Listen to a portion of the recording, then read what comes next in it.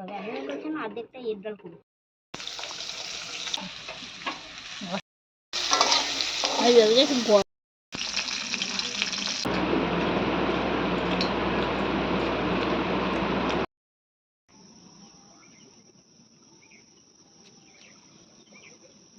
নমস্কার, কেমন আছেন সবাই? সঞ্চিতা ডেইলি লাইফস্টাইল ব্লগে সবাইকে অনেক অনেক স্বাগত। আর আমি সঞ্চিতা চলে এসেছি আপনাদের কাছে একটা নতুন ব্লগ নিয়ে। তো বেরিয়ে পড়লাম বাড়ির উদ্দেশ্যে। আর এই যে রাস্তাঘাটের অবস্থা দেখতেই পাচ্ছেন, প্রচণ্ড গরম পড়েছে।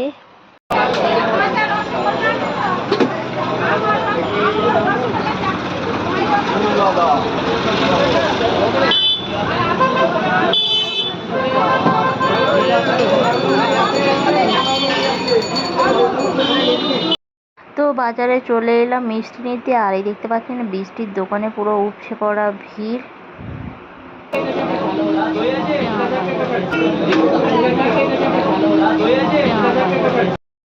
আর প্রচণ্ড গরমে দেখতে পাচ্ছেন মা করছে রান্না, তো একটু বানাচ্ছে টকের ডাল, একদম দুপুরে সিম্পল খাবার।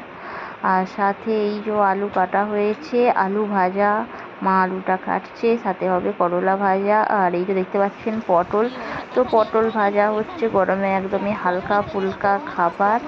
আর সাথে মা করেছে মাছের ঝাল, তো মাছটা একটু ভেজে নেবে। আর এদিকে এখন চলছে আমাদের রান্না বান্না।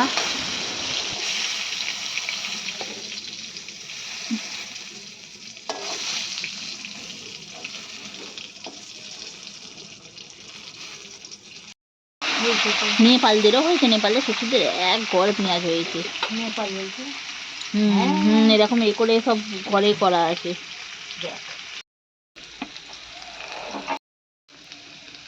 আমি এসব শক্ত করতে পড়ে না, সবসময় তো শক্তই পড়ে এইসব। এই নরম নরম বড় একটা।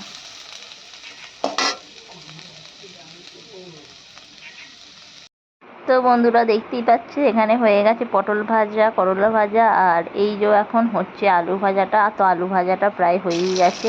আর মা এখানে মাছ ভাজছে, তো মাছটার ঝাল বানাবে বলে।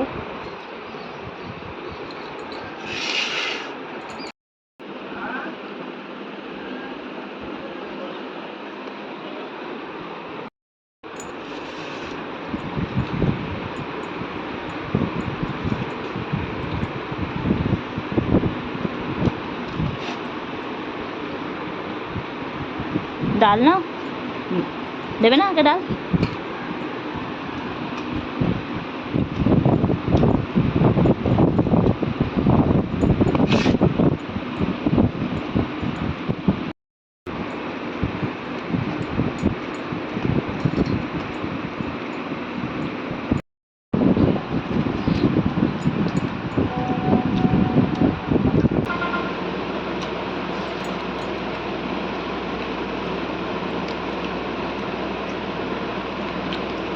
টকটা মাখো ভালো লাগে।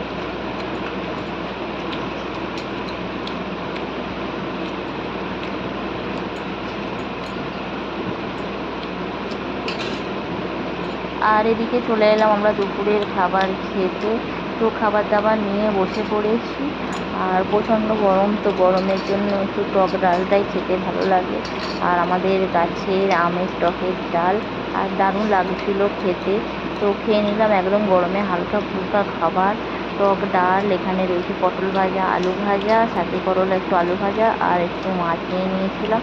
তো বেশ ভালোই লাগলো খেতে। তো বন্ধুরা ভিডিওটি কেমন লাগলো, ভালো লাগলে লাইক করবেন, শেয়ার করবেন, কমেন্ট করবেন। দেখা হবে নেক্সট ভিডিওয়ে। টাটা, বাই বাই। সবাই ভালো থাকবেন, সুস্থ থাকবেন।